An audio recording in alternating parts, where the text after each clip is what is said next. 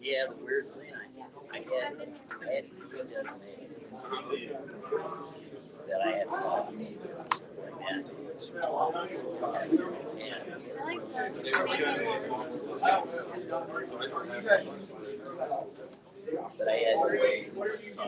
But I had customers.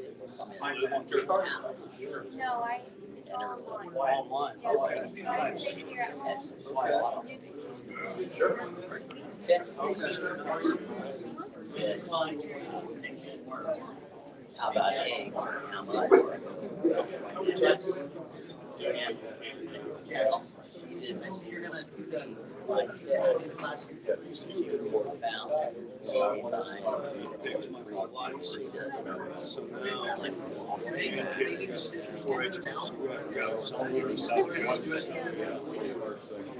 My sister wants to. yeah, but we just yeah, that class is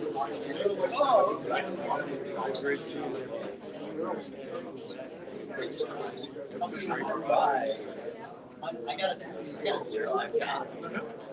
And I have 12. Back to 12. There's 12. And then after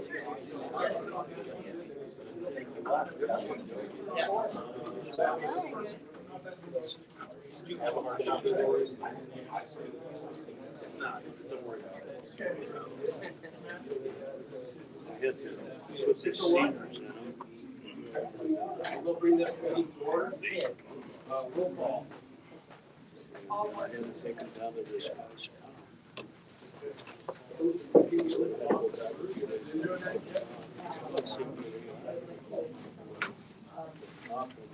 This guy's got like this little microscope thing in there. He's putting the seed in. I did this have Mr. Fuller do the oath, and when you guys can sign it, then that would be, okay, you guys, is that how you guys do it? Yes, okay, then that's how we will do it. I will just do the oath of support. Okay, so.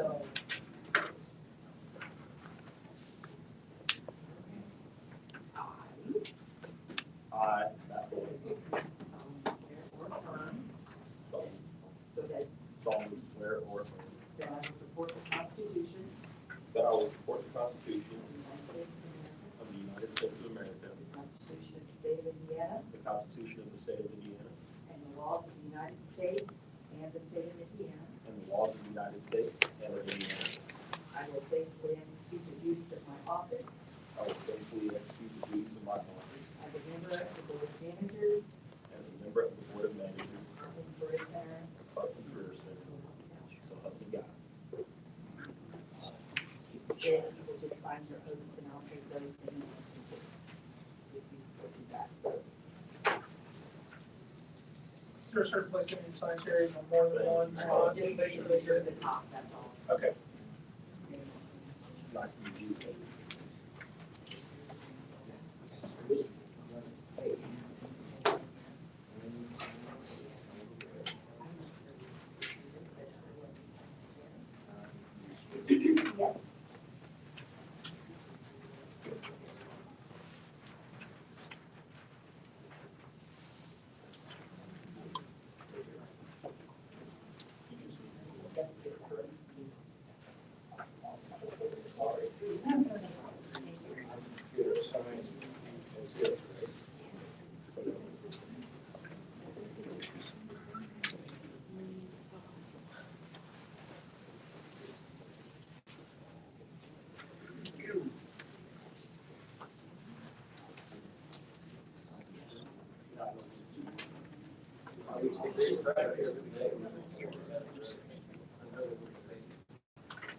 Okay.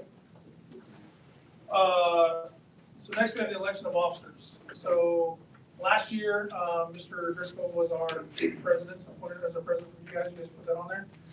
Darren was our vice, and Jade was our secretary. And so at this time, I ask for who wants to be the president or someone to nominate someone for president. I'm going to move that we retain all three individuals in the same position. I was getting ready to make a motion, or I was getting ready to nominate Mr. Driscoll, and I'm fine with that, you know. I don't know if we need to What So else? I'll nominate, Mr. Driscoll for president. Do I have a second?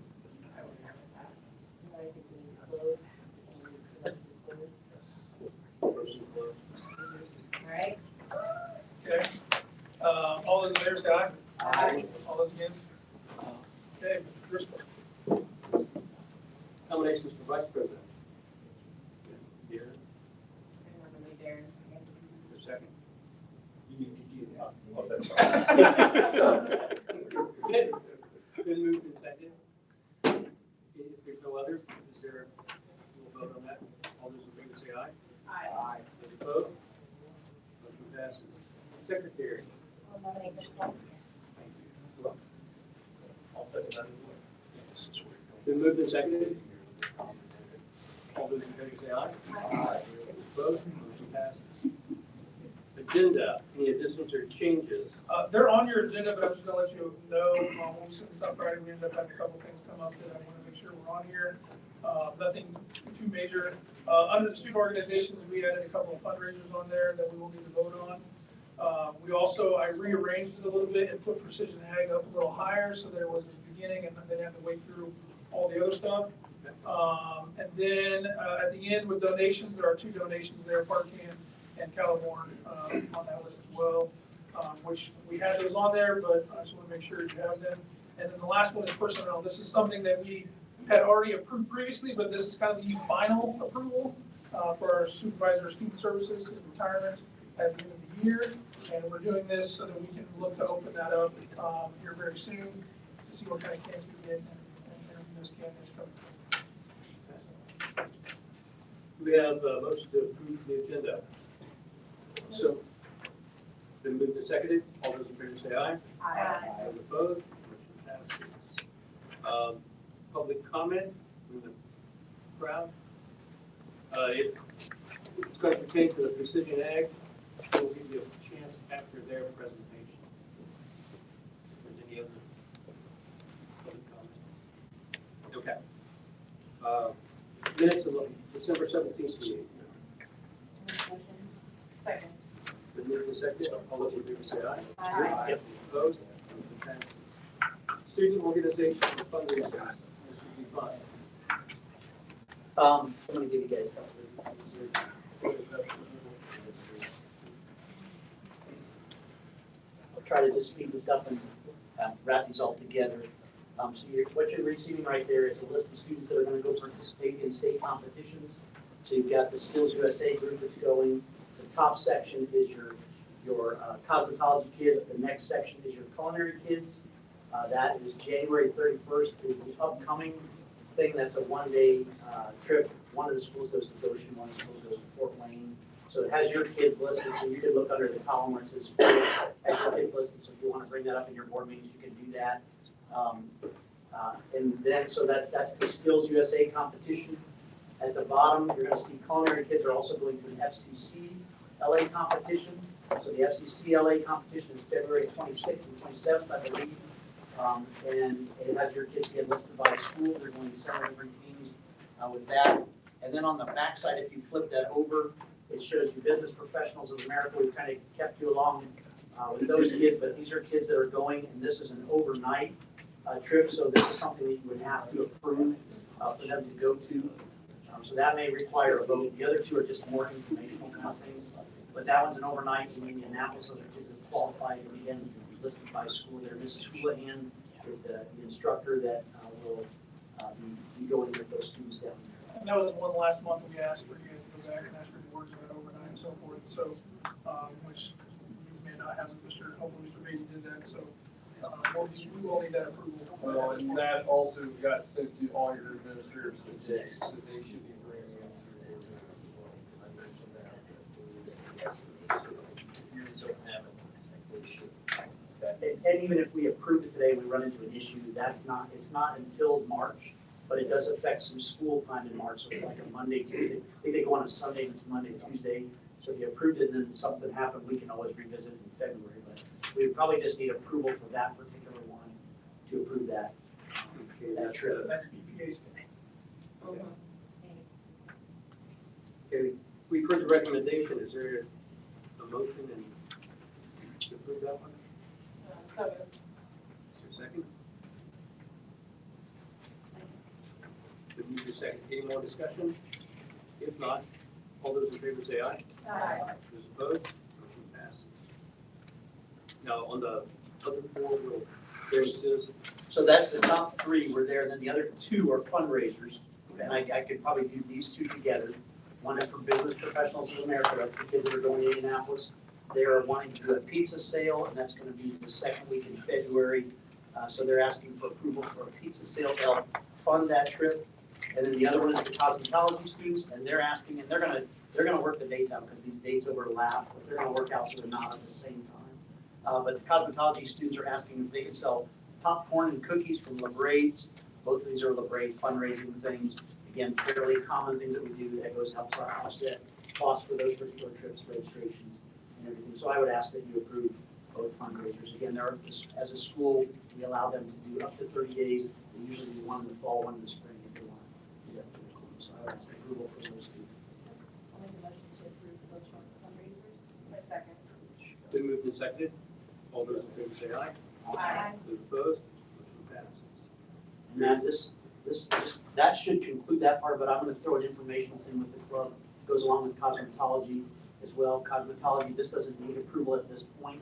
It's more informational for you, but this is the cosmetology folks every year go to in Chicago, they have a trip where they do a show called an up and coming cosmet hair show. Yeah, I'm not a hair guy, so I don't know what it is. But, they're gonna take a bus, they're gonna take the entire classes, freshmen or juniors and seniors. They do it once every other year. That is on April 20th. And again, that would be a trip that's over and back, but since it's out of state, we want to make you aware. You can revisit it again, but just making you aware that that's coming April 20th, and then we'll revisit it. That's not an overnight. No, it's It's out of state.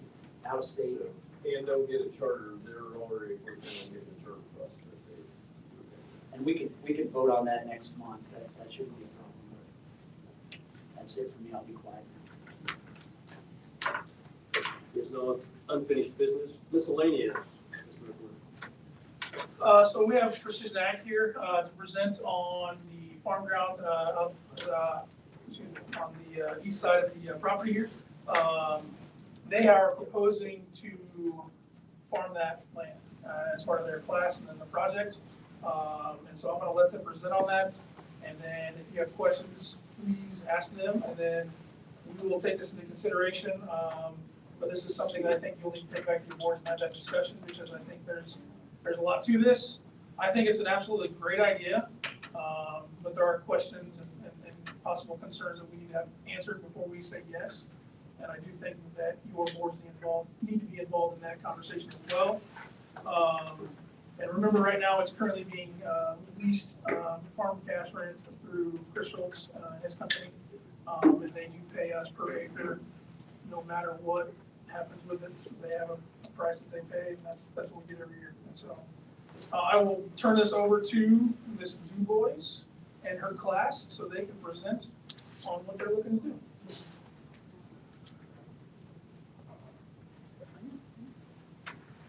Okay, if you guys want to join me if you're presenting. Up front. You guys can see it.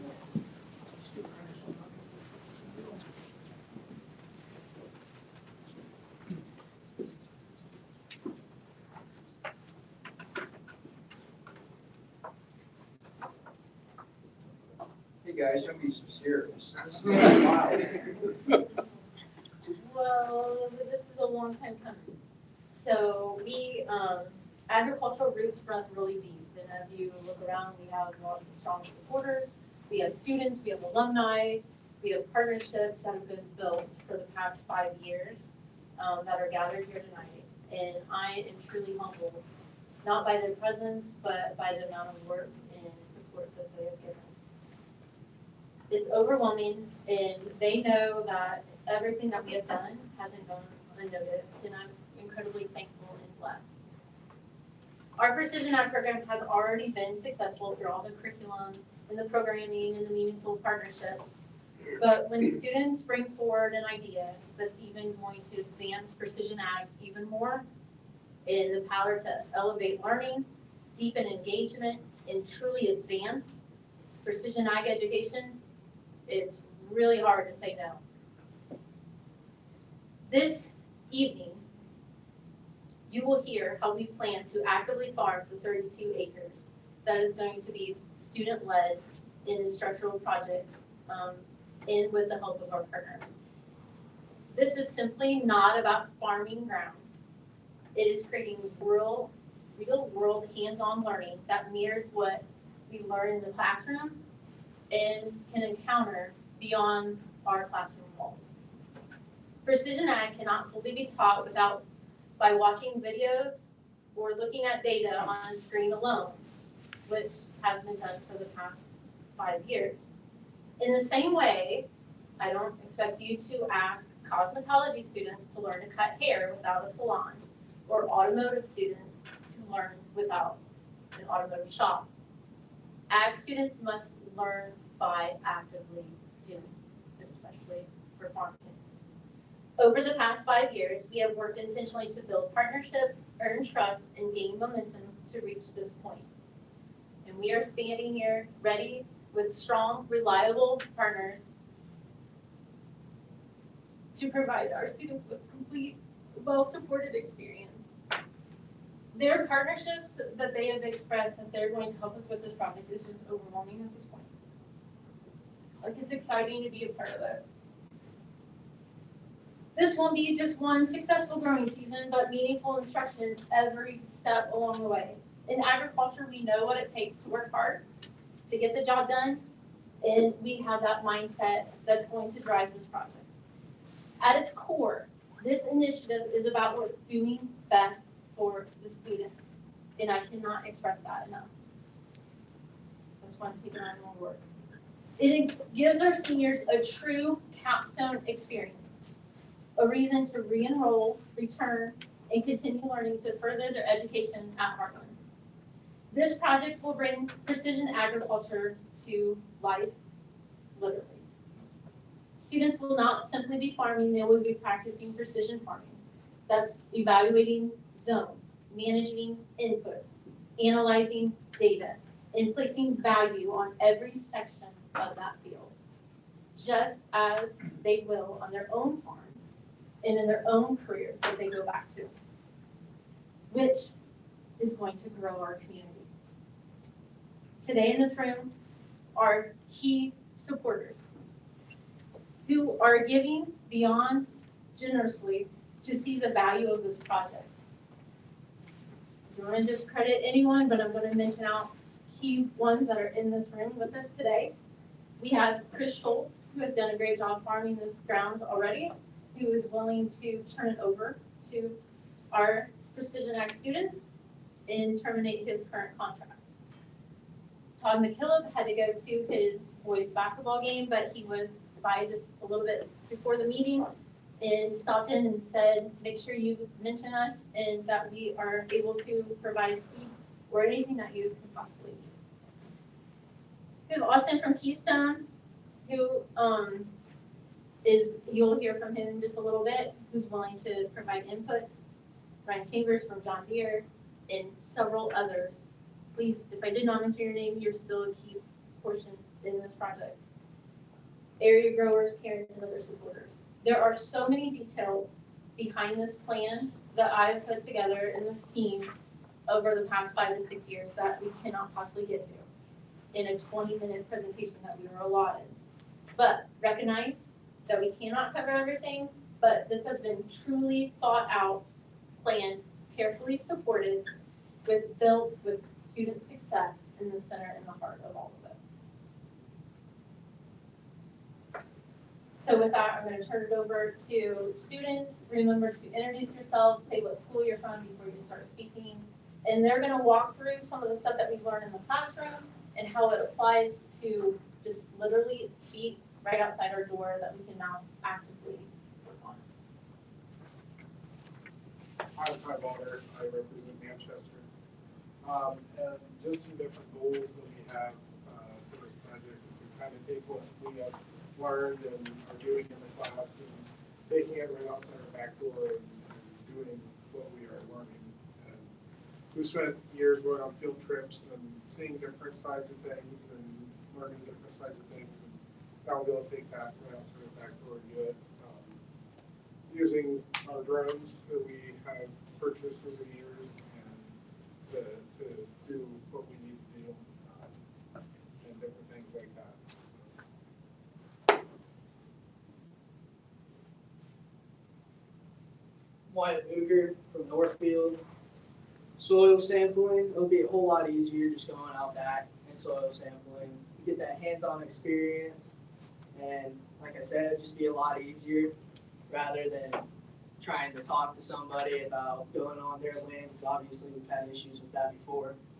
So we will send our soil off to labs just to get it tested so we can actually utilize all that information and then put it back into the field. Our GPS application, so 2 years ago, we took a lawnmower and put a GPS unit on it. And, you know, it was fun to mess around with it out in the parking lot and see it drive, but now we'll be able to take this and actually use that GPS unit, another hoster unit, for what it needs to be used for. So take that, put it on a compact tractor or whatever to use it out in the field. I'm Logan Shellhammer, I represent Southwood. So with our drones that we've collected over the years and purchased, we can go out back here and we can map boundaries, check for crop health, any damages, and we'll be able to make maps for equipment applications and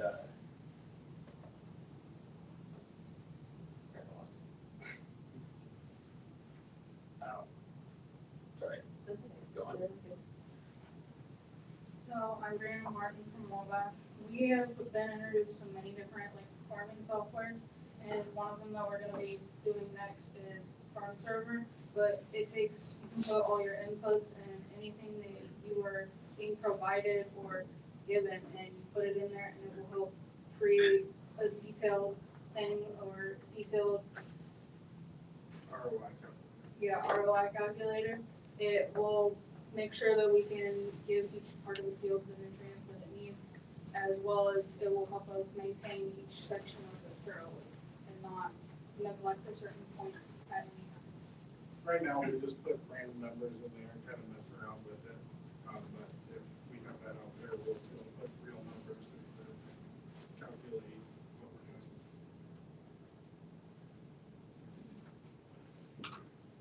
Here's the field timeline. My name is Maddox McCool. I represent Lincoln North. We do no-till soybeans, pre-emergent spray, early spraying when conditions allow. That'll probably be custom. Target planting, that could vary a lot, but April 20th and 28th would be ideal and conditions are right. Get out there. Post-emergent spray, that could go later than that, depending on when we get planted, but May 25th to June 10th would be pretty good dates for that.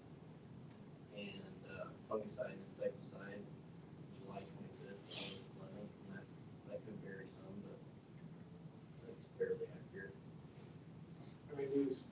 We're dealing with farm here. So Yeah. Give or take, that's Yeah. not gonna be exact date by any means, but give or take 2 weeks on that. My name is Dalton Couch. I also represent Lincoln North, and we talk about field management. Obviously, precision ag, going into the future, stuff like that. You ask a farmer around, they're doing this stuff. They're tissue sampling, they're soil sampling, because they want to know what they can do to improve the soil health over time and make a little money while they're doing it. And so, if we can do this and incorporate it into that 32 acres, use the software, we can use the knowledge we've gained from looking at, examples, the internet, trying to put that together without having, real meaning behind the numbers. If we can do that, make maps with the drones we already have, go out and actually tissue sample our own stuff, soil sample our own stuff, read the soil scripts we get back, understand it more, then we can really, honestly get the experience of what farming field. You can't get any more real than that. And so we'll be doing all of that. Drone scout team, we've done that already, you know, playing around with photos.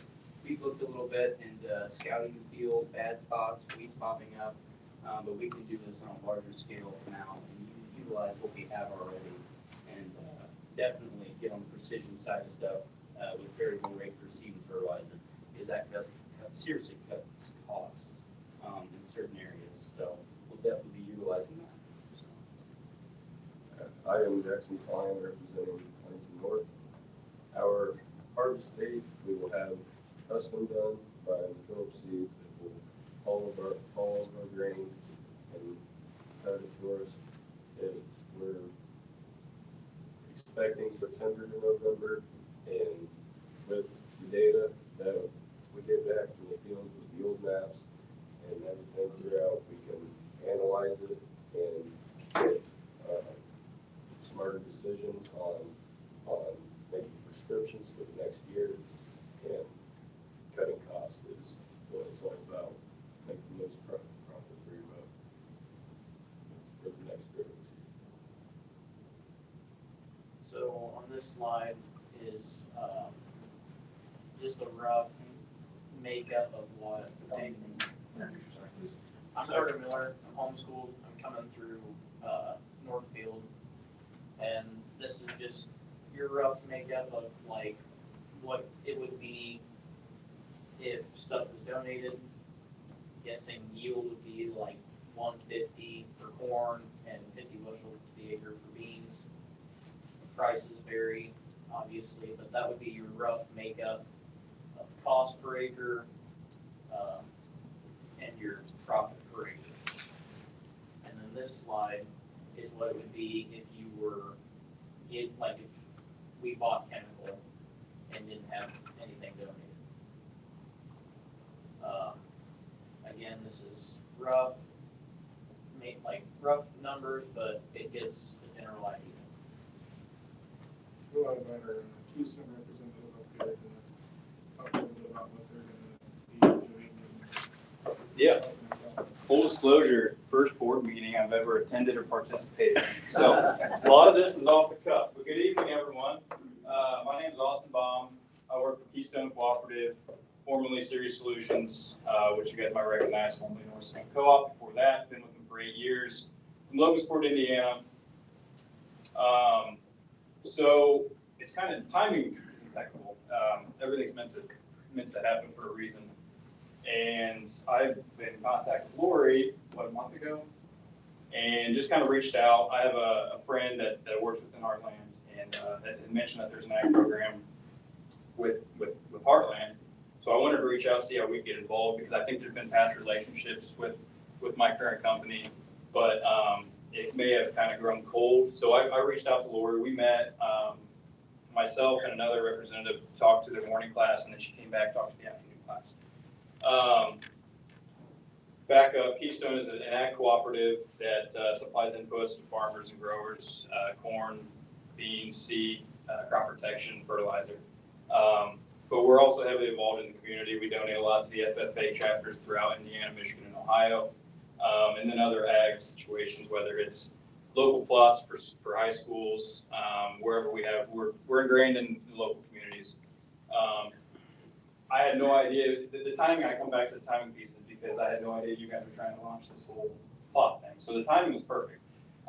So we had kind of started cultivating a relationship, and I instantly started thinking what we can do along the way to help them and support them, from having our agronomists come out and have some field days so they can learn from the agronomists and scout the field, to having our ag tech leads walk through some of the precision things that Keystone does, whether it's fertilizer recs, variable rate seeding. We do all that sorts of things, so it would be a good opportunity to learn from them.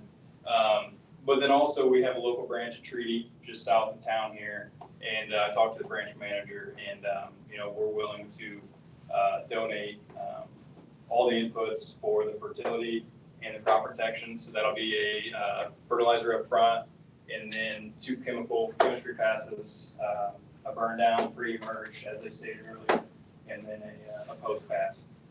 And then as far as the fungicide and the drones go, we can supply the fungicide as well. So I know this isn't boasting, but inputs are very expensive to the board, and to be able to have McKillop and fortunate that I work for a company that believes in giving back to the community. You know, we feel very proud that we can donate that and get them launched and you know, have a successful year in doing so.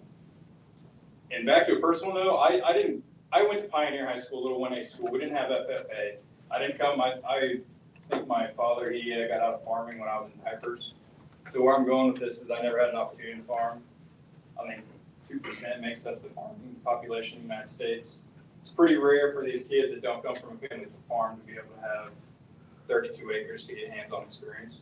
So I think that's very important. So anytime that we can do something for the youth in agriculture, I'm biased, very emotional, I love agriculture. So, and hats off to these kids for coming up here and presenting, because that's huge. These are sophomore or 10th, 11th, 12th grade kids that they're coming up here to present what they feel passionate about. So I digress. That's all I have. Thank you guys. Isn't that awesome? Like that's a godsend. Does anyone else want to speak on behalf of like inputs or anything? The next thing I'm gonna get into a little bit is liability. So does anybody want, I'll open it for a really quick discussion, anything to say? We'll chime in whenever. Liability is a concern, so I reached out to North Miami and Huntington University and McConaughey. And I got received an email back on how they handle it in North Miami, and I have copies for everyone if they want to see that email. But they, all three of those have crops and animals and livestock, and so I'm wondering how they handle their liability portion. So that response is down here from North Miami, and also, which is basically saying that they're, it falls under the umbrella of their school insurance. Also, Keystone provides some safety training that they're able to dabble in with, that we can give. I foresee this being an adult or representative from a business or company or farmer to be in the machinery with the student at all times, and so should take that concern off. If not, just like with everything that we do in this building, we have waivers, and so here's a liability, a sample liability that can be adjusted or to whatever you need it to say, or maybe you have a better one that was already on file that we can use. But here's a sample liability form, and there's copies of those as well if you want to look over those. And the last and final, if anybody doesn't have anything else, I have an agreement that I'm sure you already have with the grower that already grows the 32 acres, but this is an agreement that's written up about the land and what we, from our end as a Precision Ag class, would like. Which basically says no more than what's probably already in your agreement. But as a class, if this is necessary, and it's probably unnecessary, but if it is, it just outlines what our goals and tactics and the inputs and how that all is to be used.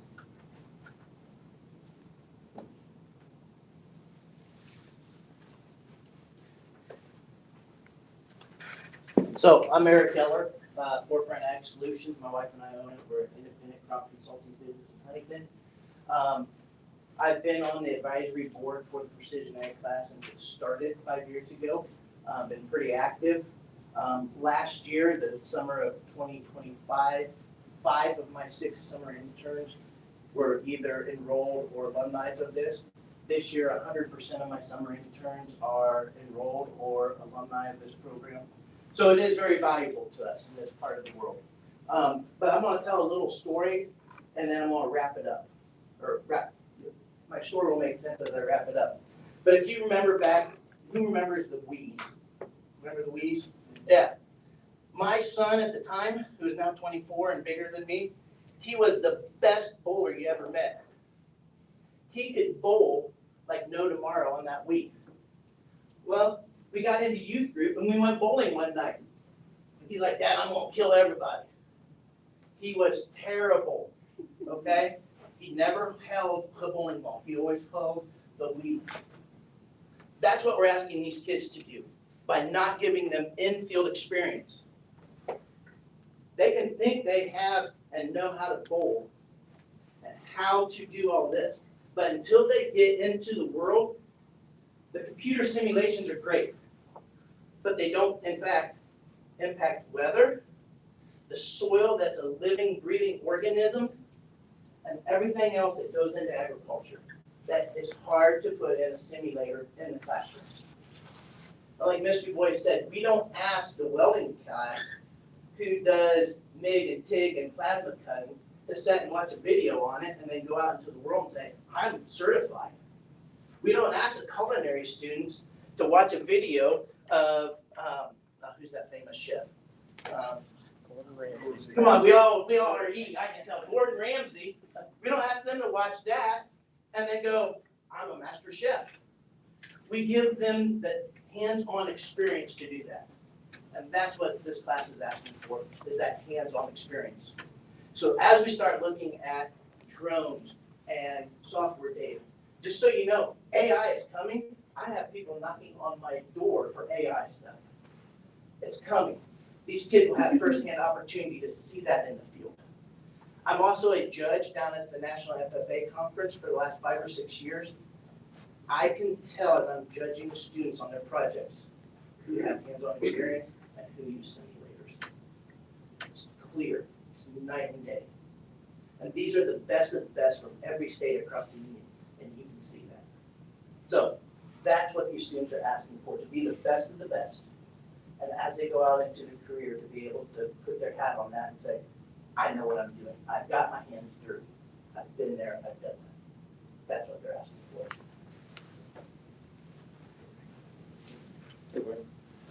Good evening. I'm Howard Haldeman, Haldeman Farm Management, Haldeman Real Estate. I've provided some insight over the years on lease rates and everything, the like for the 32 acres. We lease farms all the time. What these kids are offering is to pay you a cash rental rate that is maybe lower than fair market value, but close. And they're going to pay it to Heartland. That makes you almost whole. And they take all the risk. But because of the group back here that's going to provide them inputs, that risk is going to be pretty darn minimal. Because they're getting all the crop inputs basically for free. They're going to get hands-on training from professionals that are doing ag production. So when I look at writing a lease, that's what Lori was really talking about at the end, is having a lease document with Heartland Career Center and the students. I would almost recommend it. I would be happy to come in and walk them through. We have a 4-page lease document. The farms that we lease, I can walk them through. Why do you have these terms? So that's a legal learning experience beyond just the practical learning experience in the field. My son Jake graduated from this program, 3 years ago. He was in the first class. 5 years ago, he was a senior at Taylor now. But it was a fantastic experience. I think this just takes it to the next level. What other, you do hands-on in almost every other vocation in this building. Why not have hands-on for these kids? They've done pieces and parts. I've taken them on field trips to do hands-on appraisals of farms. That's mental math. But this is going to be actual physical work. And I think with the partnerships that they've got back here, this will be a fantastic learning experience for those kids.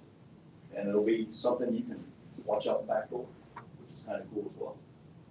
So, and if you use it right from a marketing standpoint, you're right along 24. What better way to say, look what Heartland's doing with our students.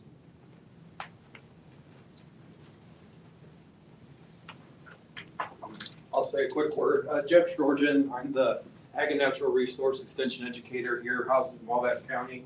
I've worked with these kids since I started here as well. I do trust the Noise program because the work that these guys do, my story is that I grew up with turf and weeds, so not necessarily farming. I didn't know a lick about drones. and I spend days trying to get a drone to work. I come into her class with these kids who had trained, and within 5 minutes, my drone is in the air taking pictures. So they are good teachers, they're ahead of the game. I regret not going to Heartland growing up because the exposure they get is excellent. So if they're able to do real world farming, that's gonna put them at another level to where they're not gonna be just farming, they're gonna be teaching. They're gonna be your salesman, they're gonna have that next level job where even though I represent the university, with the technical side of things, their real life experiences are really gonna come forth and they're gonna have those stories at the young age before they even go to that next level of college. So support the program, they do great work, and we'll just keep working with you guys and keep teaching us stuff as well, so thank you.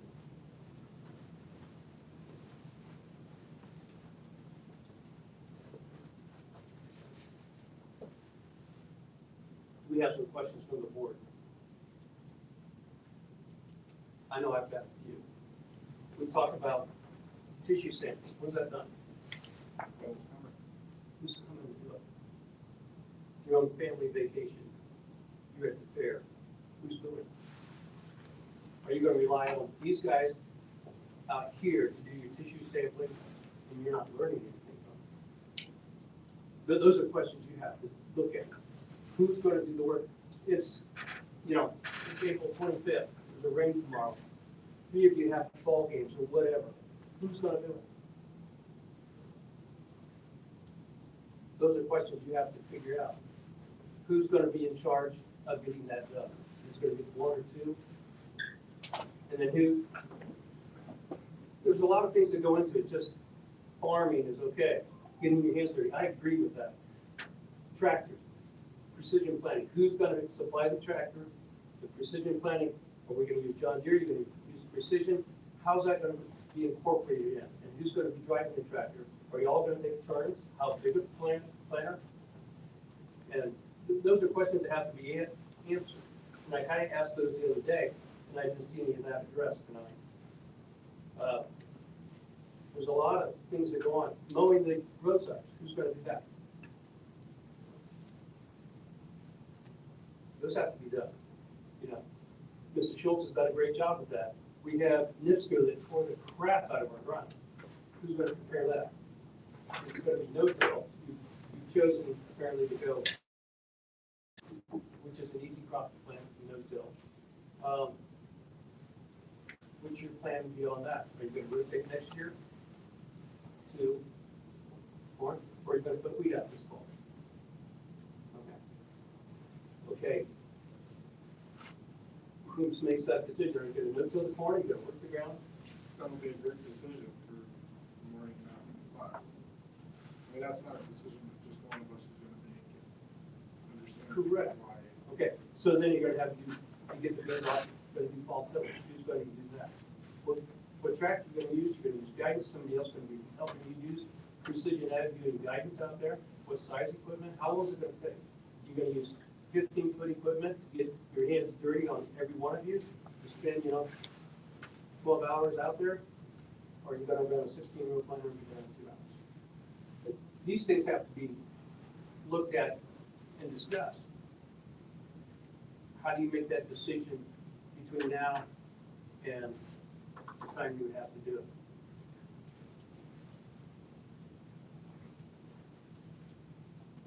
And I'm leaning on you because you're gonna have to. It's a valid decision. I cannot stand up here and speak. But what I've heard from supporters and partners in area growers, that those decisions you're exactly right. And everything that you're questioning, and those conversations and discussions have happened and occurred, but I'm not gonna provide answers at this point without further discussion. Correct. And these guys out here, as myself, would love to help do what you can do. But at the same time, you have to be in that tractor seat and touch and feel. But do we all have time to do that? When's class over in the morning? When do you get here? 11:30, you get here at 8? So you got about 2.5 hours to work. Then you gotta go back to your other classes. Who's gonna jump in the tractor and go get it? Are we gonna have these guys stay all day to work with these kids all day, or are you gonna have a tractor rented and you guys do that one? Because these guys all have jobs too. And they can't spend 3 or 4 days when they've got other things to do too. I don't mean to throw a lot of cold water on it, but there's a lot of things that got to go along with this. That I love the idea, but there's a lot of logistics that. And who sells the grain? Who determines when the grain's sold? Do you store it? You know, those are all part of the learning process. But have those thoughts been? You're gonna have to use somebody's truck, combine and all that. I just have a comment. I just spent a week in Texas and had my first Waymo ride, driverless auto. You guys have no idea how fast the technology has changed and what you're going to see in your lives. Our main job here is to support you. That's what we're here to do. Matt is going to raise some very legitimate questions. Or you really thought about this and planned this out. I think what I like most this evening, though, is what I heard out here. And I assume everybody that spoke is going to serve on an advisory board. Is that correct? Yeah. Or we already do. They already do. Many times in life, we start something, we don't know what the end result is going to be. I mean, that's life, that's business. So I like the concept. I think Matt has really brought up some legitimate issues that we need to work through. But just really, anytime we can support young people, I'm all for that. My whole thing is, if you're precision, I want you to use precision. I want you to planter. I want you to do variable rate. I want you to do different fertilizers, and I want that all recorded so when you combine it, you're picking it up, so you're actually learning something. Who supplies that? What's the timing? You know, there's a lot to go into that part of it. We're gonna have to have somebody that's got the same combine, same program that you planted with to pick up this information. Because you guys can do all kinds of different yield populations, things like that. And when we were at a meeting the other day, I said, how deep you plant? You guys are gonna go with their recommendations, you're gonna go Purdue's, Huntington's got a thing. When do you get into the field? When's too wet? What's too wet? Those are little things that you have to learn. And you lean on these guys too. Those are things that go through my mind. As growing up, you know, my dad put me in the planter. He said, don't plant it too deep. Okay. What's too deep? Never give you a definition. But you learned from that process. I planted it too deep. That's of course. We're not deep enough. We always do what our dads. Yeah. So there's a lot of variability to think through and get through. Yeah, but part of the process though is learning. I know. And part of the learning process, don't think for a minute that we've all been successful every time. In our lives, we haven't. And we learn from trial and error in life. And I would expect that. You gotta start somewhere. You gotta start somewhere and getting the conversations going, right? So I know we're doing this in North Miami, and I would, you know, I feel like our FFA program is probably one of the best in the nation, and you know we're out there and doing it. But again, there's a lot we have to think through. This is just all out. We appreciate you guys coming. But also there are other, you don't have to reinvent the wheel for the tractor. There are other models we can look at and say how, you know, how are they doing this or how we, plus first year, hey, first year's first year, but by the second or third or fifth year, we're going to get better at this. So, yeah. Pray for good weather. Yeah. Pray for good weather. Is there any other questions? If not, we appreciate your presentation. I want to say thank you to all of you guys for your support of these kids. It's very impressive on, within a week's notice kind of? Yeah, I mean, that, and this is gonna go quickly, because, the current lease is, really gonna start doing stuff in March, and we kind of need to let them know what we're doing. So that's why this kind of got rushed to the board meeting tonight, so that we can make sure we have discussions and they can have discussions with their board, so that we can have hopefully a final decision in our next board meeting in February. But I do want to say thank you. It truly shows the support. I know she's had support, but seeing you here, proves that and shows what this program means. I do think our kids do amazing things. And I do think this is a great opportunity. As Matt says, I think there's questions and concerns to make us feel comfortable, and we need to come, some assurances and so forth, which you can never guarantee, but try to get some of these questions answered before the next board meeting, and we'll go from there. So again, thank you for coming. And thank you for your presentation. Good job, guys.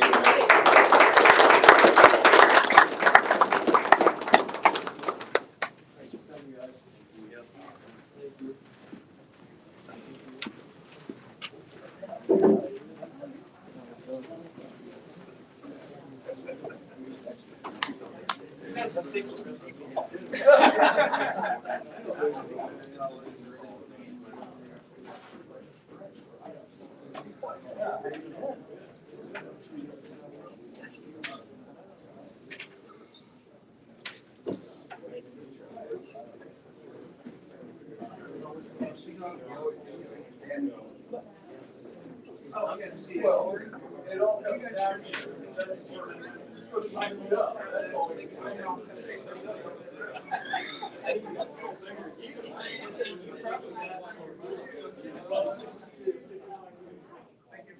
Later. Could I have some copies? Yeah.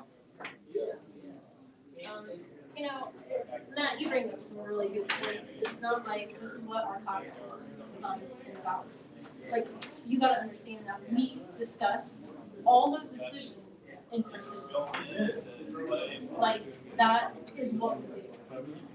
And I understand, now we have to get into the nitty-gritty. This was simply just our idea presented, and they did a fabulous job. So you need an initial, like, this is our plan. This was the first time that they had heard of it. So we can get down into understanding like further decisions and to finalize things. Absolutely. Like, if that's what you need, we can get you. But we've got the biggest thing, and my concern would be if I were you guys, is how are we going to supply these tens of thousands of inputs that need to go into that field? And you know what? We did that. It's God-given amazing that they're able to do that for us. So, like, they believe in the program, so hopefully you too. Here's the agreement. I have seen provided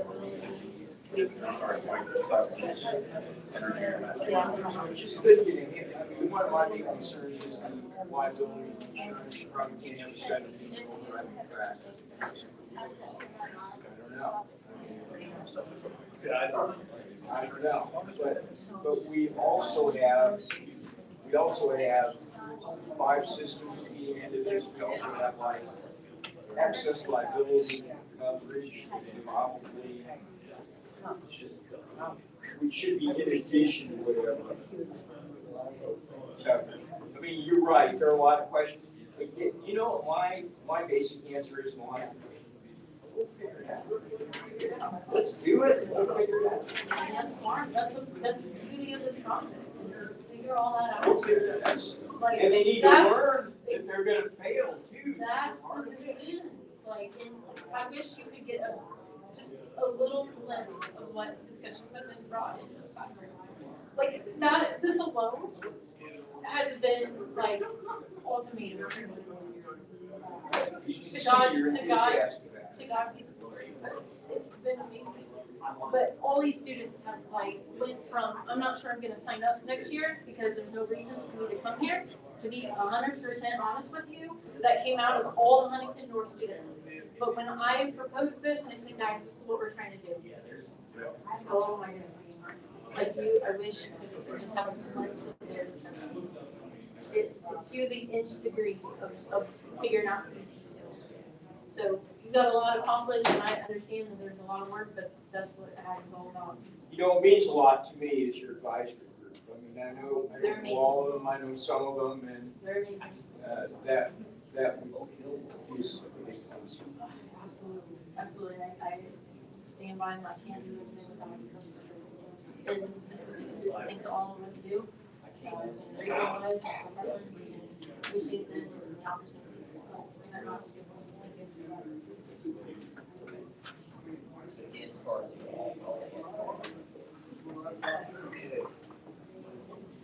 New business.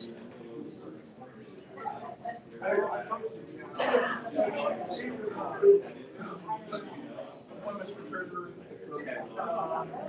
Sorry. Darcy, you can probably speak on that. What is the bond? Historically, since I've been here, it's $100,000. The policy period is July 1 through June 30, so we're presently under $100,000 bond on myself. For others in the office, we have $50,000 just because of cash handling, et cetera, and so forth. That I know Mrs. Truss has an additional bond, I believe it's a $25,000 bond because she is a notary.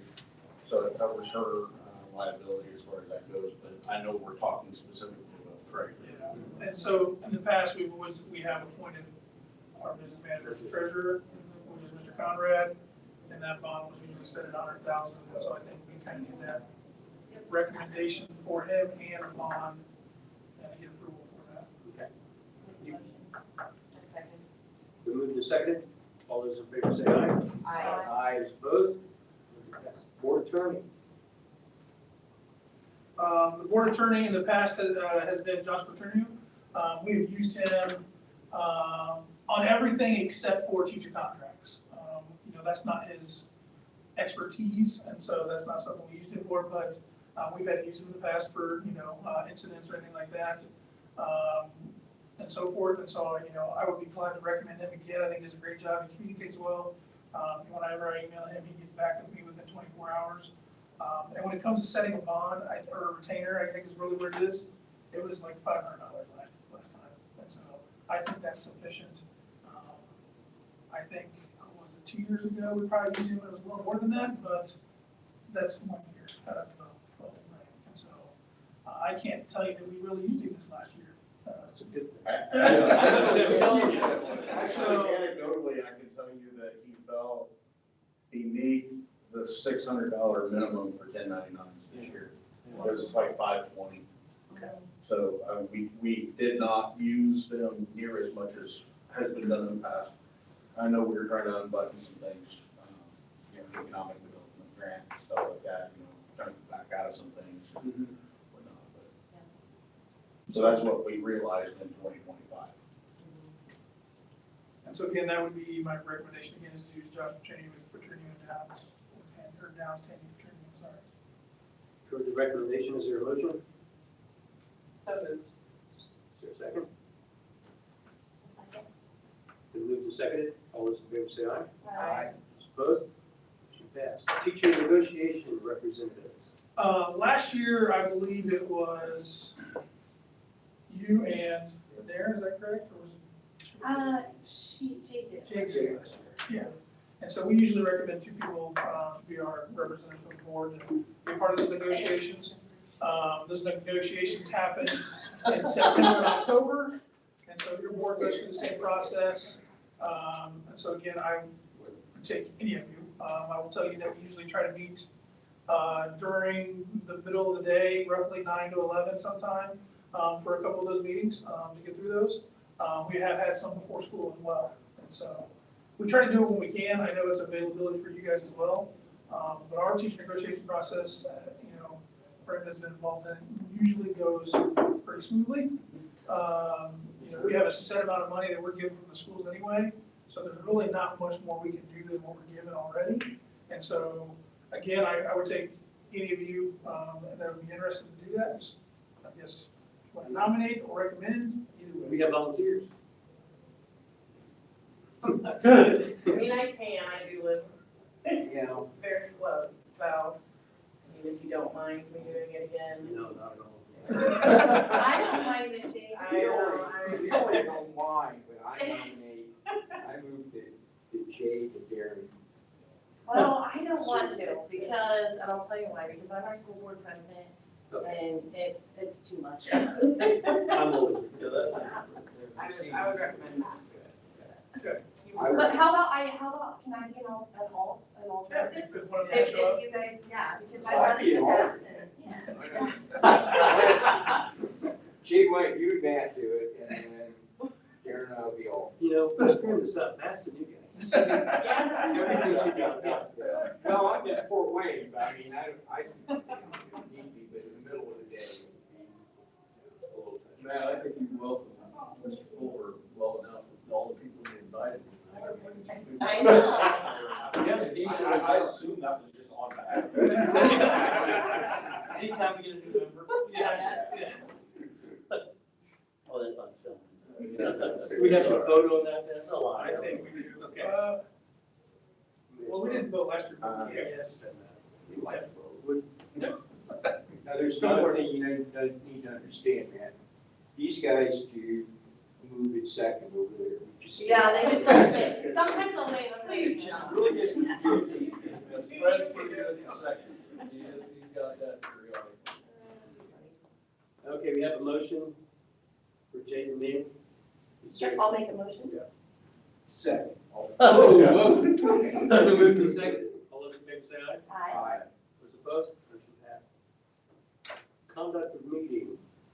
So the next part of this is just informational pieces for everybody. You know, the context of the meetings and agenda, you can see the agendas here. Last year, I gave you guys a procedural manual. And I gave one to Mr. Fuller when he came here today. You all still probably have those somewhere on a nice bookshelf, ready to read anytime you want. Information's there for you. It's all there. I also put a link in this for the dates of our board meetings. They are always the third Wednesday of the month. I will tell you, October of this year will have to be changed. That is fall break for every school except for Peru, I believe. And so what I did is I moved it up a week, okay? I'll have to make sure that day, that may be wrong for your fall break, but I think it's pretty close. So we moved it up a week instead of moving it back a week because I felt like we moved it back a week, we're kind of really far out there. So I moved it up, and that's on that calendar. If you want to click on the link, you can look at it. You should have access to it from your email. Remind me in September. Yeah, well, we will. It'll be on the, yes, it'll be on the agenda in September, so. October 14th, just in case you. Yeah, which is the second one, but every other one's third Wednesday. On that calendar also, would you mind pulling that up, John? I know it's not something to vote on, but I wouldn't mind having them see real quick. Just a couple of other dates to kind of look at. In April, we have our open house. Okay, so that's open house night, so we'll do our quick board meeting at 6 o'clock. It usually, knock on wood, goes pretty quick, and then you can get out and you can visit the teachers and their programs and see what they're doing, okay? The other one is in August, which is also Meet the Teacher Night. That's basically the beginning of the year. We invite families to come in again, and they can meet the teacher for the first time, talk about the programs, and you're able to kind of walk around and see things as well.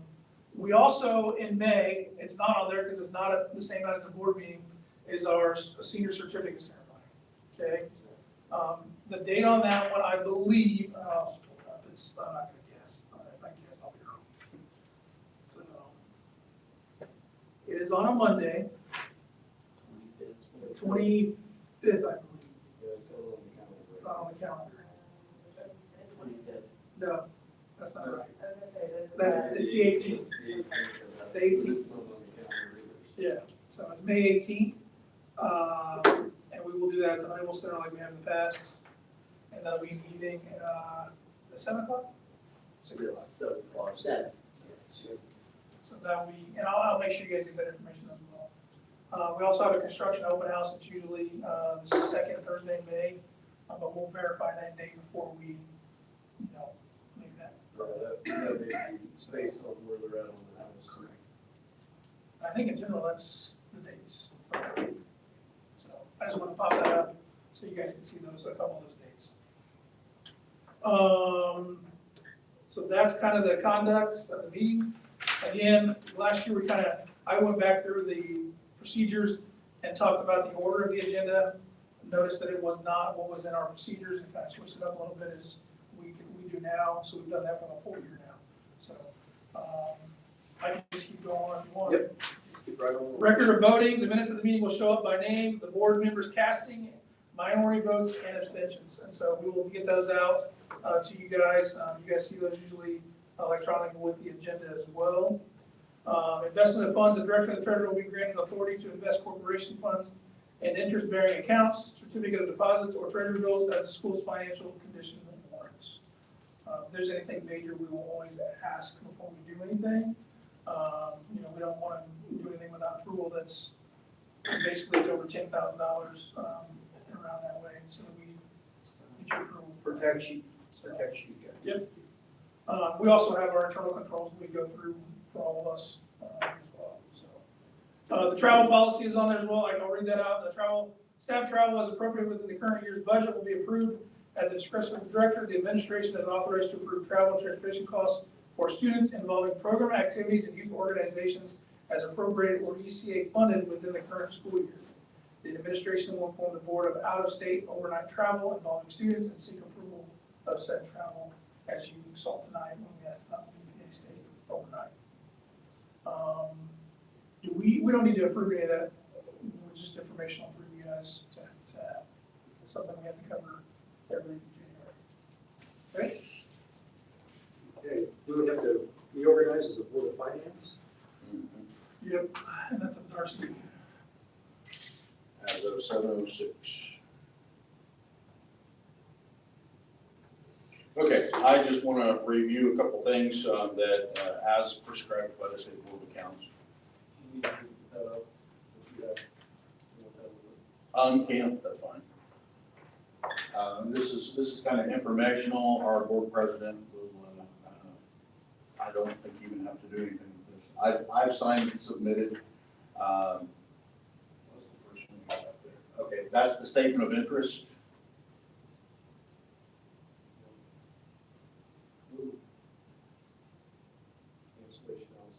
No, those are like old. That's an old one. It says 23. You didn't link. Okay, I have a wrong link in there, I apologize. I have a correct one here, and it's here for your review. It's right here, I have signed and submitted it to you. Crossroads Bank, throughout 2025, the interest-bearing checking account earned $14,708.19. And the ECA account at Crossroads Bank earned $719.79. So I did sign off on that. And then on the back side is a separate sheet of paper that's over here. But we are required by State Board of Account law and ordinance to cancel checks that are outstanding for more than 2 years. The correct one's on the board now, but I'm not sure what happened. For more than 2 years. Yes. So we have 2 checks, and none are on the corporation account. We have 2 checks on the ECA.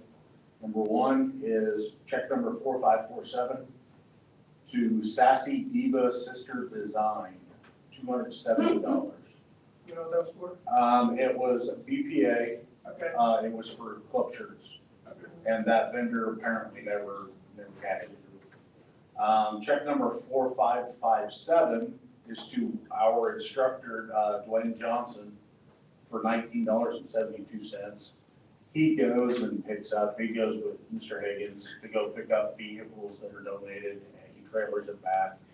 Most of the time, he says, I'm not turning anything in. Apparently, this one was a couple years ago. He turned it in, and he doesn't care. He has no idea where it's at. Yeah, he probably lost it. So that was for $19.72. So again, I signed off on that. The other thing I want to review, and this is not on our agenda. 2025 year-end appropriation transfers. It's on there. Okay, great. I recorded everything. The State Board of Accounts requires a year-end on funds, education fund, and operations. We need to make sure that everything's at zero as far as appropriations. So I had transfers. Many of them have to do with benefits. Turf was more than what it could be. Some of these were medical insurance that we didn't anticipate that people were gonna make elections or whatever. A lot of them have to do with supplies, which we appropriated into 611, that if a 611 object code, but if they happen to be technology or software related, there were different object codes, so we had to pull it out of the supply account, put it in the other. So in the education fund, the general education fund, I transferred $110,387.46. In the grouping, the logical grouping that we have of the education fund for the CPF projects, at year end, I transferred, and again, this is largely 611 accounts that were, the CPF was appropriated to that were technology related. $25,248.70. In the operations fund, that's just the general operating fund, I transferred $60,906.45.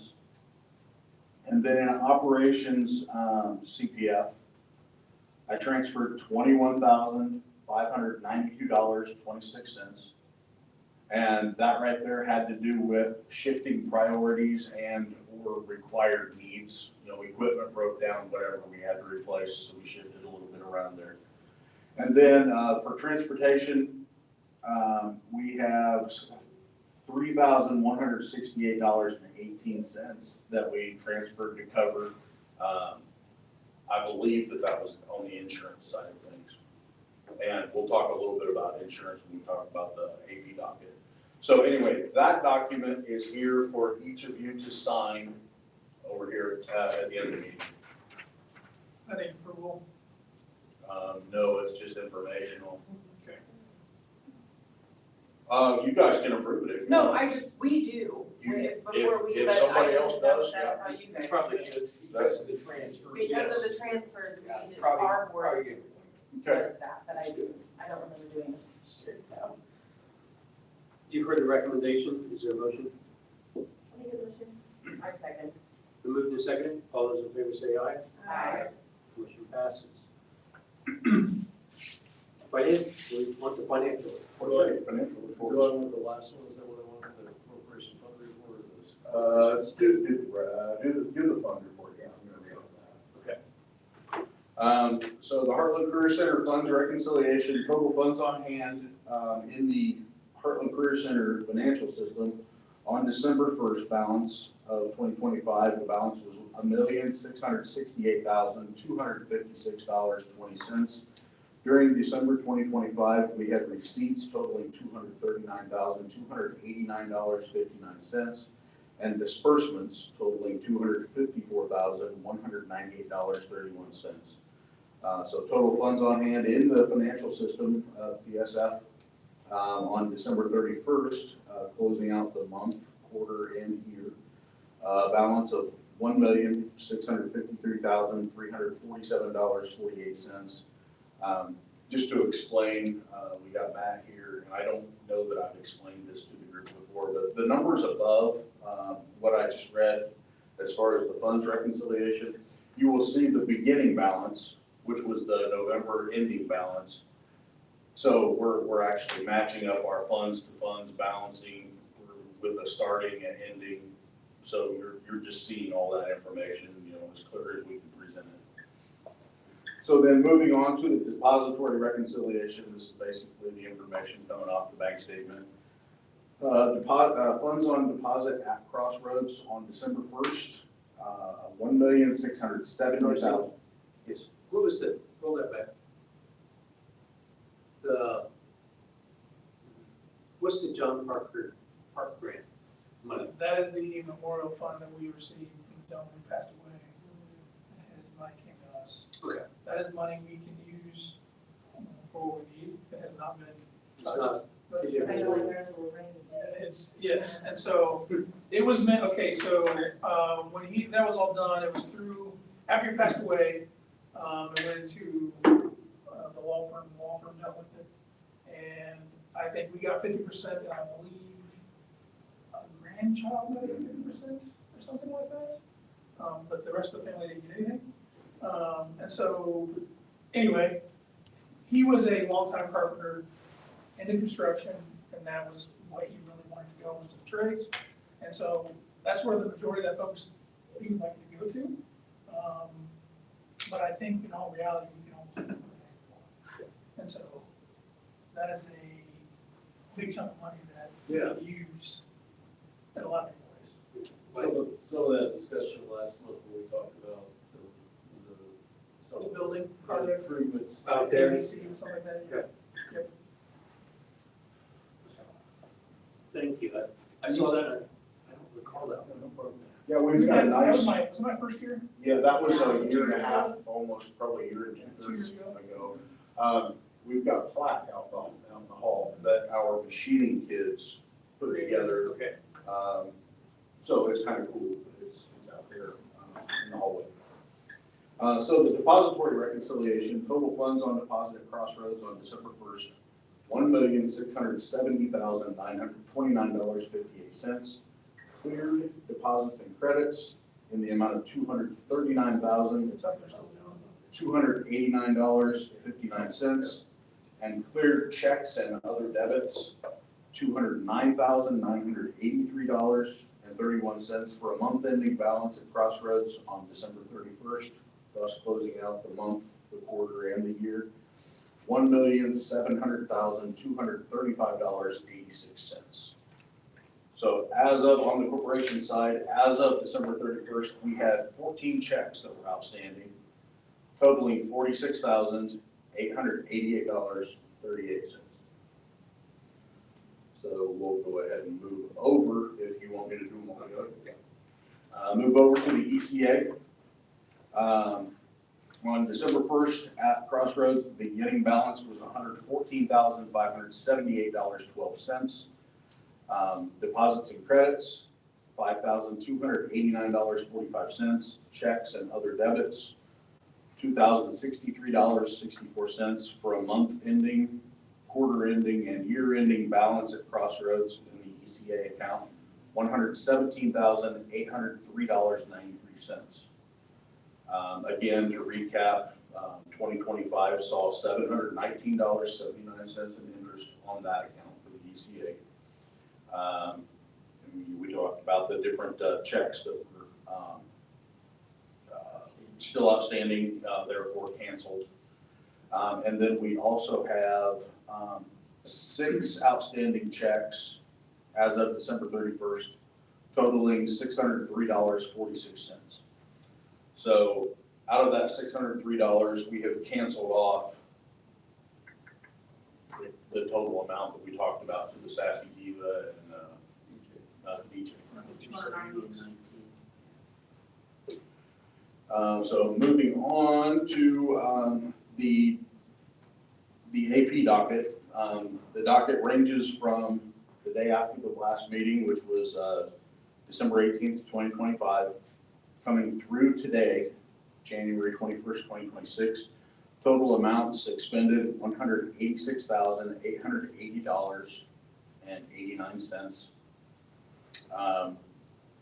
Items of note to take into account, we had, since the last meeting, there have been 3 payrolls. We usually just have 2. And then I marked 2 different things that were, kind of anomalies, stuff we don't see every month anyway. On 12/31/25, check number 13550 was sent to S-Craft, who is our insurance consortium for property, casualty, liability, umbrella, boiler, everything, for $37,459.34.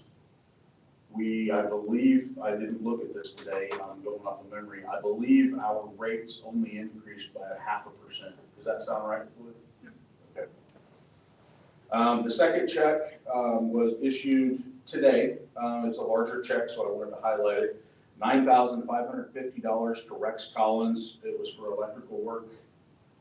Mr. Higgins can probably shed a little bit more light on all the scope of, the project. So we had, I'll just start on it.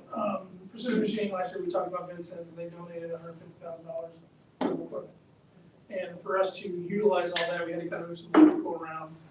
We have the power, it's just a matter of getting it lined up to where the need is. And so they had to come in and do a lot of work in there to rearrange that, hook up all the machines, and to get that ready for class.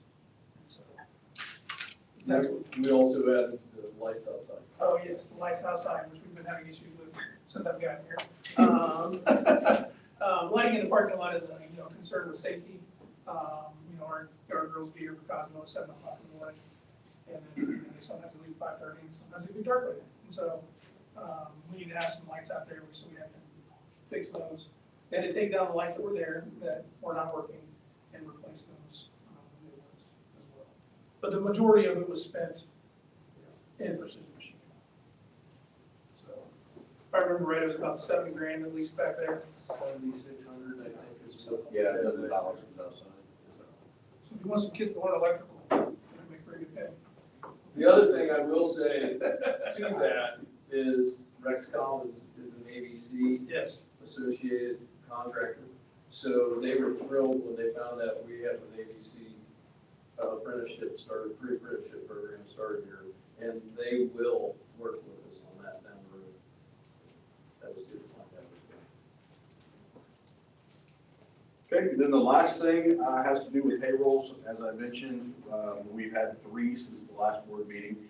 The first one was December 19th. The total of that payroll was $59,268.90. The next one, so this was the first of the payroll of 2026. January 2nd, 2026, the total was $58,494.49.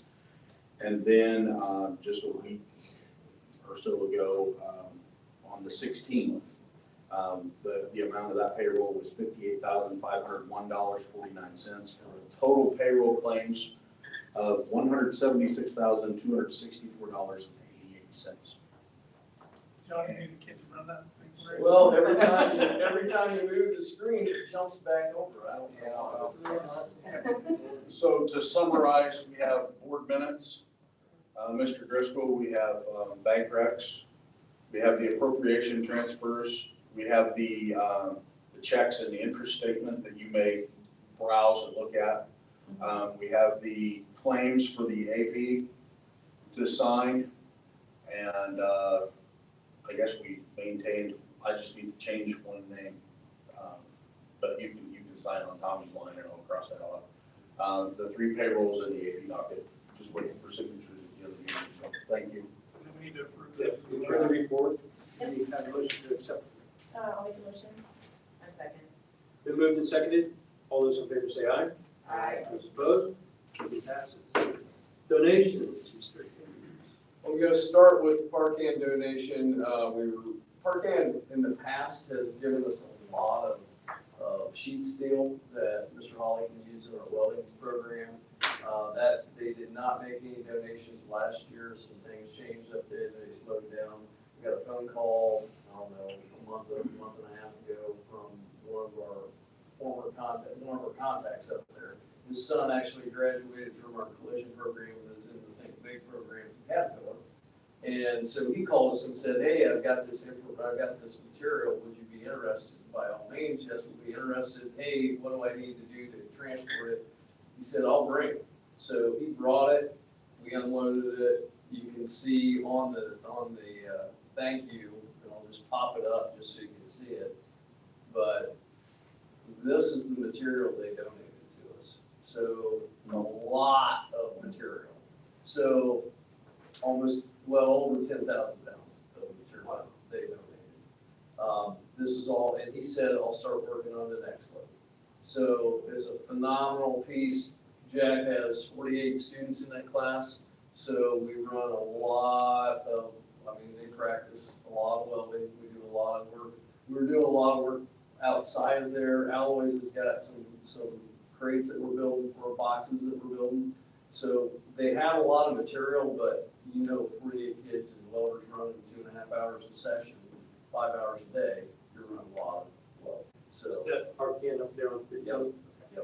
And these are all cuts that they have. Actually, the stuff that Jack's doing for alloys, he's saying he's got about a third of a sheet that is left that we get. That's I think it's, what is it, 14, or it's 10 gauge steel that they do. So that's a huge asset as well. So we wrote a thank you to Park Hand. Randy Kinsey is the plant manager, and Tony Huff is the gentleman he's the operations manager up there, so they both received thank yous for that material. So that's the first one. The second one is for Calvin Abresist. This wasn't a huge donation, but it was, they have donated material in the past. If you don't know where Calvin Bourne's at, it's up there, Urbana, right there on 13. They have toured us before. Honestly, Mark Marks, who is there, and I'm not sure what his role is, if he's operations or plant, he's not the plant manager. Scott Dietrich is the plant manager, but Mark is a former student of Mr. Holly's. Mr. Holly called him and said, hey, I need a piece of pipe. They brought down what's that? Yeah, they brought down a 24-inch piece of 8-inch pipe. That's all it was. But I told Jack, I want to write a thank you because they've always been a great supporter, much like we saw here tonight. The little things to me mean a lot, so I wrote a thank you and said, thanks for supporting our program, we appreciate it, and they're always willing to help us out. So that's what that was. Okay. Personnel. So you guys pre-approved his retirement for the end of the year, because they'd have him last year before. Sherry told me I had to turn it in. And so this is just another letter for his retirement, and I asked him to do this because, we do want to find somebody that's really good for his position to replace him, which is going to be very difficult to do no matter what. And so we want to allow that some time so we can open that up. So I asked him to do this. For Pete's sake, he's been here, I think he's in his 21st year. He's been here a long time. I've only been here 3 years, and not just him, but all of them, but him especially. He's pretty impressive in what he does. The support he has here is awesome. And the kids love him. I was just gonna say If it was everything else, I'd say I love you, but that jersey here, but he's an amazing man who's done a lot of great things here at Harlan Career Center, and we appreciate that. And I can read the letter if you guys want me to, or I can just let it be here and let you guys read it if you want to. We still got 6 months, so thank you. And we appreciate that, but I ask that you approve his retirement for the end of June, so that we can open this up to see what kind of candidates we can get.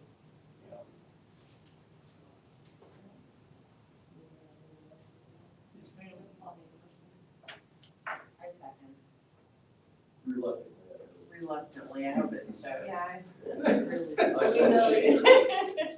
I will say, I've been here for 11 years. I've been very blessed by having Mr. DuPont and his wisdom. We do a lot of tag team on a lot of kids. It's gonna be tough. Yep.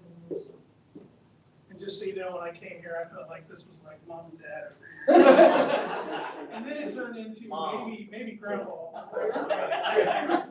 So. I'll take it. And when you go to the certificate ceremony, when Mr. DuPont comes out, it's like, whoa, everyone's just, it's crazy, so. That's the exact opposite. He's pretty popular. I think it's just because he reads fast. That's honestly when you hire somebody, that's It's like 10. I'll An hour and 10 minutes. I think the board should not get a board member to read everything.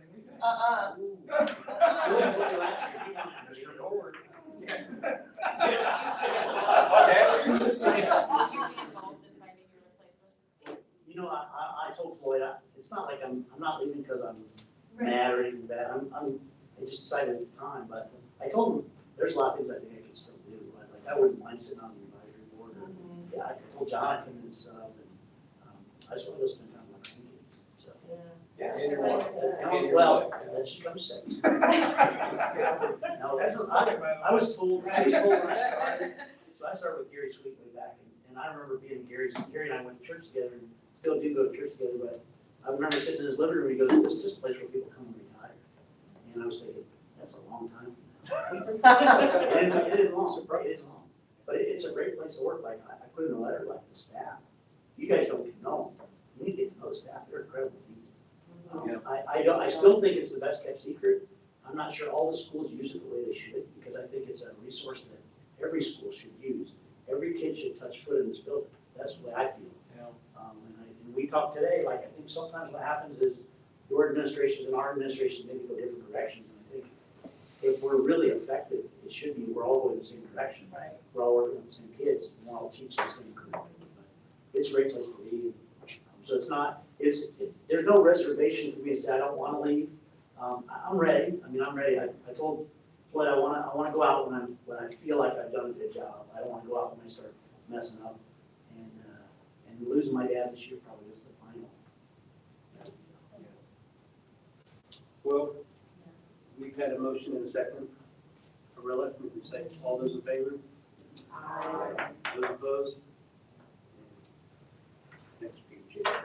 Just as a thought, is it feasible maybe to hire somebody before you officially retire? I'll be honest with you, that's what I would like to do. That also depends on the availability of that person. It's gonna depend on what you guys would be wanting to do with that position. Cause I've talked to Pete, he said he would stick around and kind of help out. He's even talked about, and this, just a conversation, doesn't mean it's gonna happen, that he might be able to stick around a little bit early in the fall to kind of help out as well.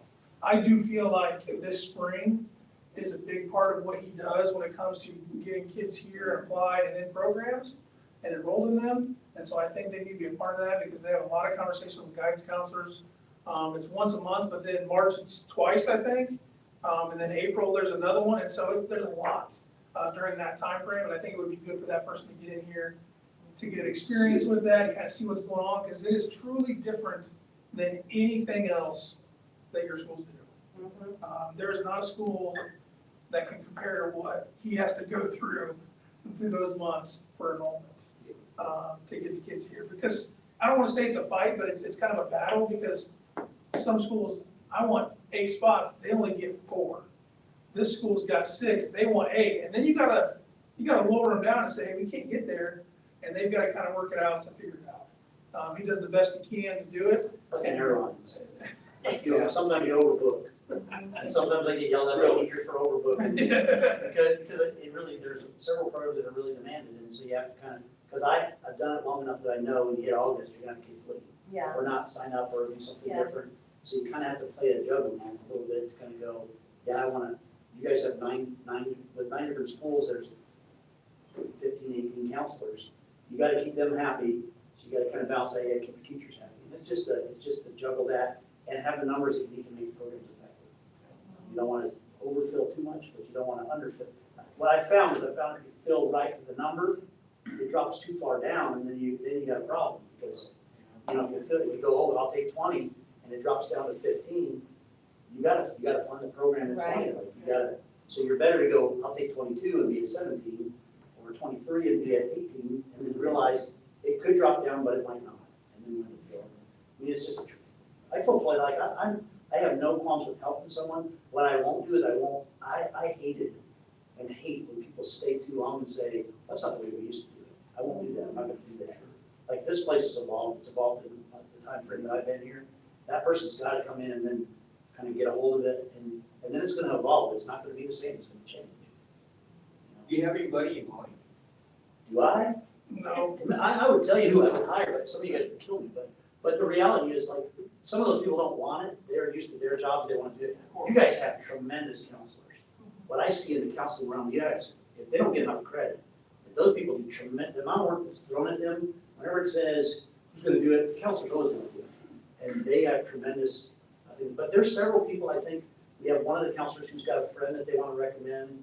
There may be a couple people out of the woodwork that come in, but honestly, the balance is, you can attest to this. When Gary left, Gary played a certain role, Mark played a different role, and I played a different role. We're different people. I'm grandpa, that's what I am. John is, he's gotta be driven, like that's just his role. Floyd has to be that in-between guy. So if you get somebody in Floyd's job that takes kind of John's approach to things, like it's gotta be this way, then you gotta get somebody in John's position that can kind of float between. Organizational alignment. Yeah, it's just, you gotta know, like, there's gotta be, if you get the, There has to be that. personality wise, if they don't feel comfortable that this person's gonna be that middle person, you're gonna do it wrong. And that was my initial observation. You really have a good team, leadership team. These guys are great to work with. I've been really blessed, like, I've been blessed. John, I'll say he's the best principal, like, he's incredible. He takes on too much. Right now. He's the best principal. Yeah, at this moment, yeah. No, I agree. We're gonna definitely lean on your expertise, I'm sure of it, so don't change your phone number or anything like that. My wife won't let me. Okay. I told him I'd come in and sub, I see how hard it is to get subs, I can come in and sub, I know these classes inside out. So. The kids, the question is, will I kill a kid? No, I try to. Nice. That's good, we cheering. I also know, I know the principal, I'll say, you know. It's good to thank you guys, and I appreciate the opportunity to serve, like it's been a blessing, so. Are we on to the Dogwood Foundation? Yes. Okay. So, last month, I kind of talked about the Donwood Foundation and the Career Ready grant that they have available.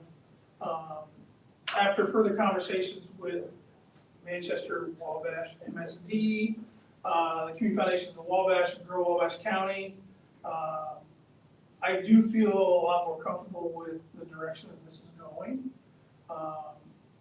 Now, this letter of intent that I would like to submit, but I want your approval first, doesn't mean that we're getting anything. It literally is just a letter of an intent to possibly get the planning grant and work through that.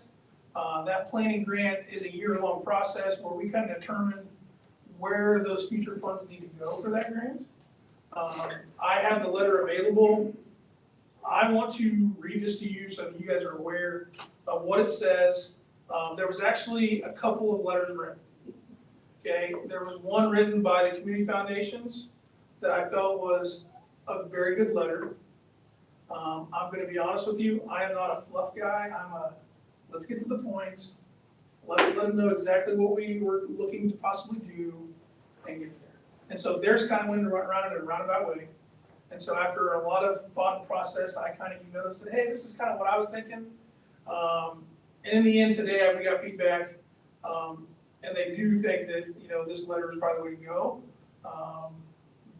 Manchester had some feedback on the Community Foundation's letter and the letter that I submitted to them as a group. But overall, it was perceived well. And so I'm gonna read this to you, just so you kind of have an idea of what it's about, and then we can kind of discuss it, and then I would like your approval to submit this. It's gotta be submitted by February 1, maybe February 2nd, but the beginning of February. But again, there's no guarantees that we're getting this. This is just a letter of intent to pursue this with Donwood Foundation. And so the letter is written to Lisa Smith, who's the program officer for post-secondary attainment through Donwood Foundation. And here's the beginning of the letter. Actually, John, if I share this with you, you put this on the screen for me. I don't know why I didn't do it already, but it's coming to you right now. Yeah. Every time I touch something, there it is. It'll be shared with me, there it is. And so I'll put it up there, but I will read it for you, so that you can kind of hear it, as we go through this. Harlan Career Center respectfully submits this letter of intent to apply for the CTE Career Ready Grant in partnership with MSD of Wabash County, Wabash City Schools, Manchester Community Schools, Grow Wabash County, and the Community Foundation of Wabash County with active employer participation. The organizational overview is Harlan Career Center is a regional career technical education center located in Wabash, Indiana, serving high school students from multiple school districts. Established in 1965 as a cooperative vocational school, HCC provides hands-on career training industry recognized certifications, dual credit opportunities, and workforce readiness experience for 18 programs that prepare students from 4 counties for successful entry into high-demand careers and post-secondary education.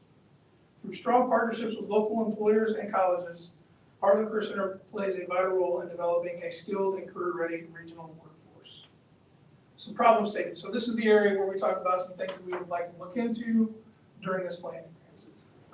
Despite strong regional employment demand in advanced manufacturing and skilled trades, many students lack consistent and personalized career coaching, direct access to apprenticeships, aligned employer experiences, structured employability and leadership skill development, and a centralized system to track work-based learning participation, training plans, and credentials. And so again, you gotta remember this aligns not just for Harlan, but for all the corporations in the county. And I don't want to disclude Miami County at all. Donwood is Northeast region, and so that kind of leaves that out. But you being a part of us, you will be involved in this process as well. These gaps limit students' post-secondary success and employers' ability to build a reliable local talent pipeline. Student outcomes. The proposal will directly advance the following Donwood Foundation student outcomes: increase in the percentage of students receiving ongoing personalized career coaching and career navigation support, engaged employer partnerships and CTE collaborations with apprenticeship programs or opportunities, incorporation of curriculum that supports work-based learning and soft skills development. The collaborative partnership is just naming all those partners that we already discussed in the K-12 CTE world, Heartland Career Center, Wabash City Schools, Manchester Community Schools, MSD Wabash County. Economic workforce development is Grow Wabash County, and then philanthropy and sustainability is Community Foundations of Wabash County. I did put myself as the program lead contact, since all of that is going to go through Heartland Career Center through this process.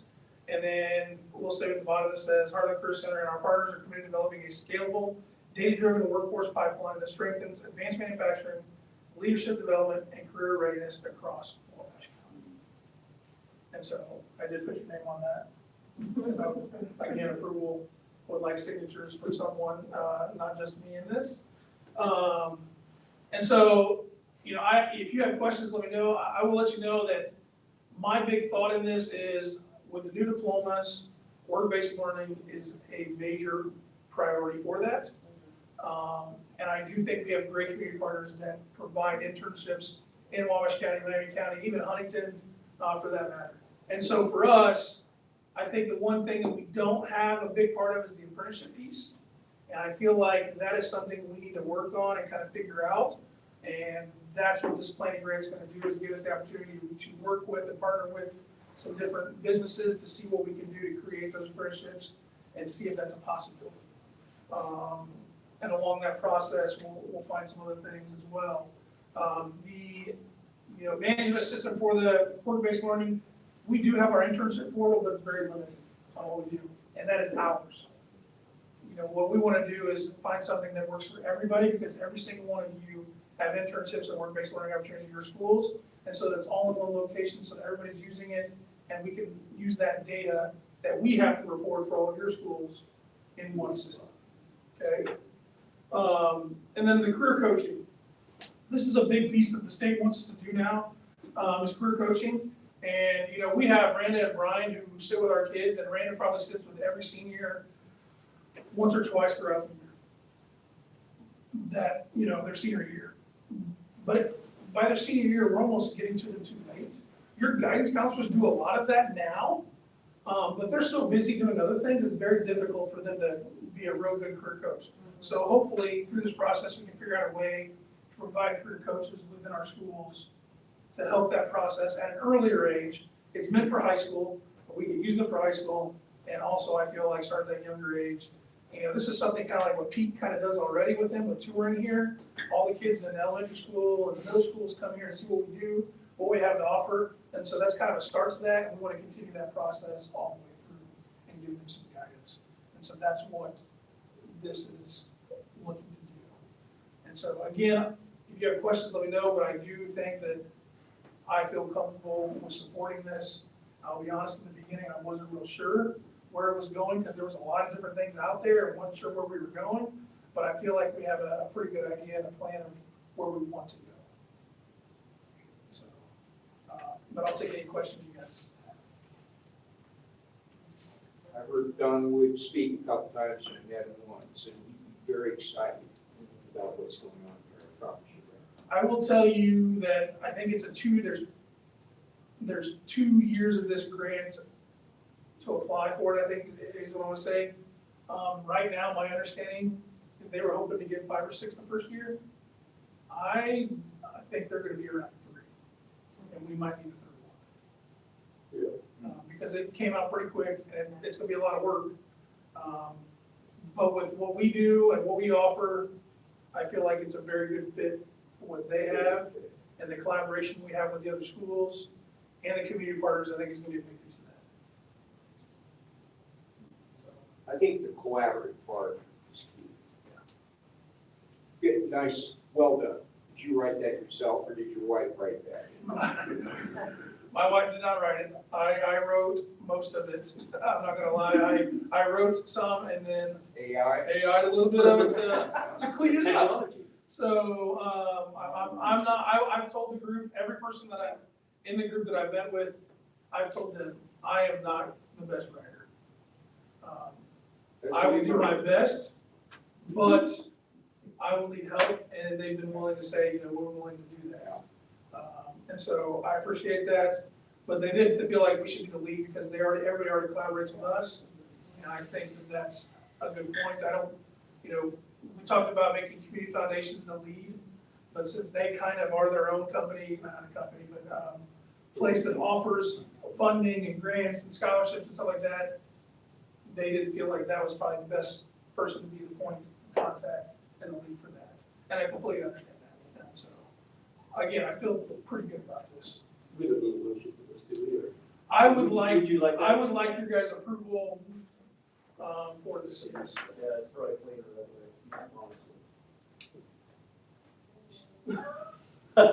I will make a motion. You second? I'll second. It gets really confusing, man. Still hold out there. It's like a store where you stop, before you stop sign, each car is just.